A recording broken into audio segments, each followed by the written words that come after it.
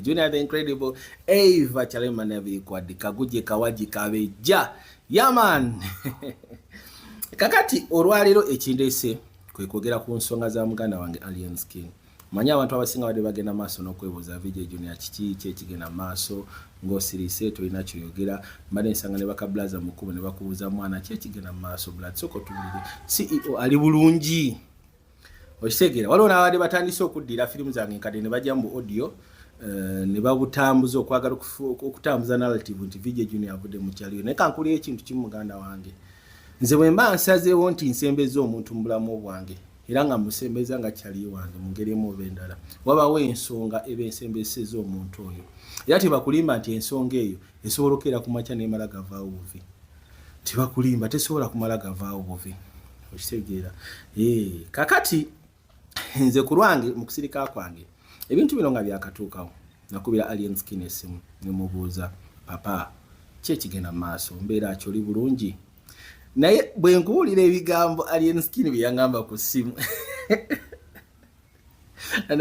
ati kamba buli ekintu kimu oyo guy mugezi oyo guy is very intelligent is uniquely intelligent kino kyo ngenda kigamba okitegeera so kati awo maaso nja kubanyonnyola nja kuba buli bye yangamba ku ssimu naye nga bwe nkugambye nti Alien Skin is intelligent is uniquely intelligent talina kyakola nga tabaze okitegeera kati mu kaseera kano seetaaga kuddawo n'okutandika kudisikasinga ku nsonga ezo because let me tell you one thing Alien Skin aliko favor y'okubeera omuwanguzi oba oyagala oba toyagala kati ekyo kyo kyawedde is already a winner. I don't need to sit down and start dissecting that issue.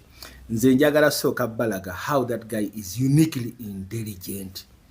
Tugenda genda ne quote eno omusajja omu omugezi yagamba nti if you don't separate yourself from your distractions are going to separate you from your goals. Quote yo giteeke mu mutwe gwo ekikuŋŋambisiza nti I'm not going to sit down and start discussing about that issue ekyo kyo kyawedde. Alien Skin yakulaze nti those are just distraction in my life, those are just distractions ezaagala okunzija ku mulamwa gw'obulamu bwange, distraction ezaagala okunzija ku mulamwa ya goro yange okitegeera era yageze mu studio n'akola oluyimba nga luli totally different from the people's perspectives okusisa ku kiki baadde basuubira kyagenda okuleeta. Babadde basuubira nti agenda kujja n'oluyimba it's a hardcore song nga luli so aggressive this song Neda my friend no way he didn't come with that he came with something totally different. Mu art and creative industry ya Uganda, Alien Skin is a genius, I'm telling you. Nga bwe nkugambye nti nze ngenda kudiscussinga ku luyimba lwe era nga ngenda kuwa ensonga ziringa 3 ze nawaddeko credit ku luyimba lwe. Ekisookera ddala ngenda sooka njogere ku track gye yakozeseza.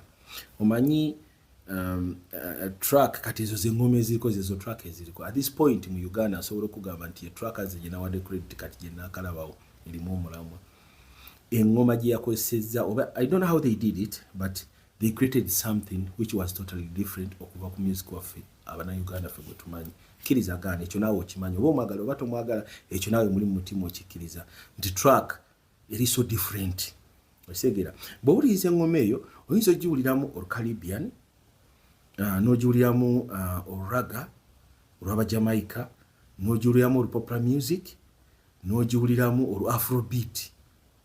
You get kati eyo engoma ebeera nyangu okubanga omuntu agigroovingirako n'ogicreatingirako kyonna kyaba yagala ogicreatingirako okitegeera. That is number one. Then we go to the second ensonga eyokubiri. Ensonga eyokubiri is the lyrics. Abantu abasinga basanga nakugamba nze music wa Alien Skin simutegeera. I'm telling you music yakyuka kugamba mu nkola zirimu nnyo mwali mumanyidde generation eno gye tuliwo eno gye tulinamu oba gye tutambuliramu essaawa zino generation. You just have to be creative with words. That is it. Let me give you an example. Ono mwana mu Tanzania yakuba akayimba n'agamba koma sava koma sava koma sava koma sava. When you sit and listen to the story, record label yagigamba nti nyina oluyimba ne bamugamba nti ebyo byoyimba ffe tetubitegeera tetubimanyi. Abantu be yali agamba bali mu generation ziri ezedda nga tebabitegeera. Nabagamba fine, it is okay. Kali mwekamba kole music gwe mwagala but I like my song and I'm going to promote it. Atoza yalu promoting ati yalu promoting. Olwalu sayo what? Abantu ne balwagala ne balutambuza. Record label ne komaonge mugamba, "Hey man, we did n'abagamba mwe temutegeera music mwe mukyali mu ndowooza y'okuba nti omuntu alina okutuulawo atandika okuwandika arrange ng'oluyimba ebyo tebikyaliwo. You just have to be simple. Koma sava, koma sava, koma sava. The song crossed from Africa, ne lugenda mu Asia, ne lugenda mu Europe, ne lugenda mu America, ne lufuka a big song. Nkwa example endala. Waliwo abaana of recently baali bawala baali ku simu wano nga bakola freestyle. Akayimba so baba Nagano baba Nigeria. Ne bagamba nti ayebo, ayeba, somebody call popo. When you go and look, challenges ziri mu luyimba olwo. It is not a professional song. Ne kati ne mu club balukuba. Okitegeera. Kinsaha atuula ku luyimba n'ayimba byayimbye ogenda okukeera ku makya nga it is a hit song. Okitegeera ate ng'oluyimba luli simple. Simanyi omuwala w'Entebbe nakyakalanga n'ekitaawe wa Kyentebbe. You get? Simple. Abantu ne banyumirwa ekyo ne kivaawo. Of recently era Chosen Becky yalina oluyimba lw'Omufaransa yali awo nga yeegezaamu tutu simanyi tutu biki. It became a hit. Nagamba you guys, I didn't expect hit. Agenda otuuka ku mukolo ng'omugole amugamba nze ennyimba zo zonna sizaagala njagala kana akayimba. Nabagamba naye it is not a profit. Nabagala bamugamba ffe twagala olwo. Bozambe mwali wana Abannayuganda mukyagenda maaso n'okwemamaaza mukyane maife mmimba tetutegeera wish oluyimba lwasala okuva e Uganda ne lugenda e Kenya ate ne luva e Kenya ne lukomawo wanene e Uganda. You get? Music is all about now simplicity. Mwaba kyayagala bawandiikira ennyimba mwate simanyi baddawo babannyonnyole mwate simanyi biki ffe twagala ebyo tebikyaliwo. Katugenda na muntu asobola kubeera creative n'ebigambo n'atuwa kye twagala ekitwanguyira. Ate nga tekyanguyira ffeffekka abali mu myaka gino wabula nga kyanguyira n'omwana w'emyaka 6. Okitegeera kyegamba. So now that is the generation gye tutambuliramu. Music alina kubeera simple. That is what Alien Skin did ku luyimba lwe luno. Ng'akugamba can I show my talent? He borrowed a word. Yaborrowiza ekigambo ekibadde kitrendinga nga weekiri okusinzira nti is a creative artist n'akikwata n'akiyiyamu oluyimba era bwe kino ne kitambula. Kyova olaba oluyimba lwe lutambulira ku speed ya kika kya waggulu nnyo kamala because it crosses from the young generation to the older generation. Luvira ddala ku mwana w'emyaka 6 ne lutuuka ku muntu w'emyaka 5. Oluwuliro ogusooka ogwokubiri oba oluyimba ogwokusatu oba oyagala kola challenge mu luyimba olwo. That is how ati watu kati watambula era watuuse. Mwabawooza mbuze sitegeera byayimba sitegeera. Then you have to understand. Oluyimba lwe twogerako essaawa zino ku YouTube lulina emitwalo 15 views ng'ogasseko ne comments 15. 48 hours. 48 hours. Now, aliyo byonna nga tubimaliriza.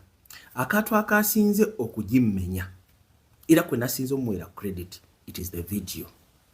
Yakoze oluyimba, the audio track, nga mutuufu ematchinga ne story gye yakoze. But kibadde kikwetaagisa okuba ng'olina critical mind, ng'olina keen eye, okusobola okustudyinga situation n'olyoka onyumirwa oluyimba.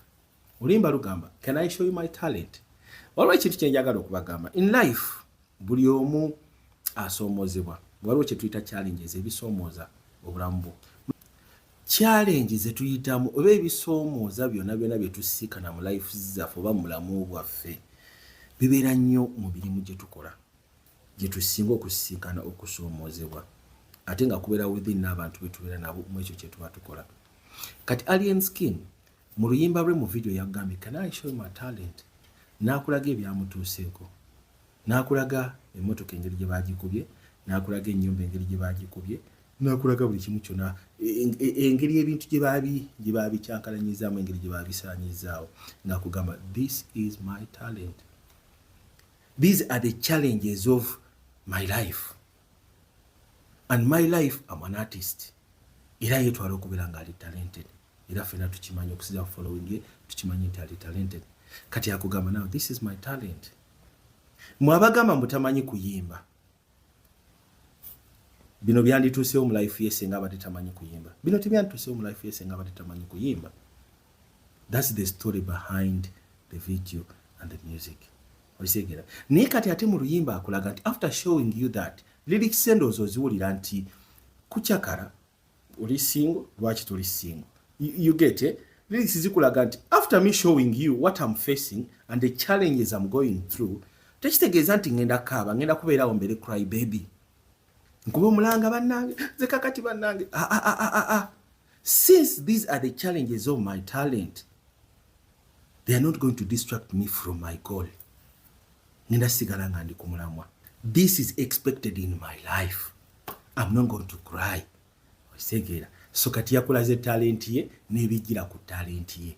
Then mu luyimba mwennyini nakulaga, but I'm not so taken up with this. I'm so focused. Kati awo nalyoka kuba mu lyrics za swag. Kweyagala kunyumirwa. Kijja. So kakati ababeereyo nga mugezaako criticizing alien skin, music we blah blah blah nebisigadde. At this point wetwogerera oluyimba lwe twogerako essaawa zino ku YouTube lina emitwalo 15 views ng'ogasseko ne comments 15. 48 hours.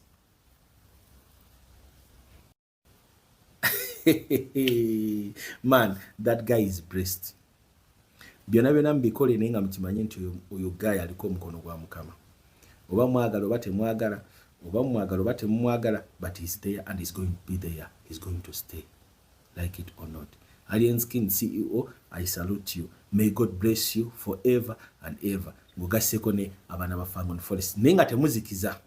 Ekintu ekyazuuse nti okwagala Alien Skin kye kimukyaya. Kati mwe mwongere mwagala.